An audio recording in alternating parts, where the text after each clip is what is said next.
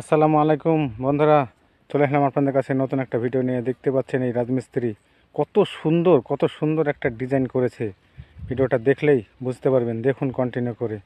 এই ভিতরি ভাইয়ের জন্য একটা লাইক কমেন্ট তো হতেই পারে, তাই কেউ লাইক কমেন্ট না করে যাবেন না।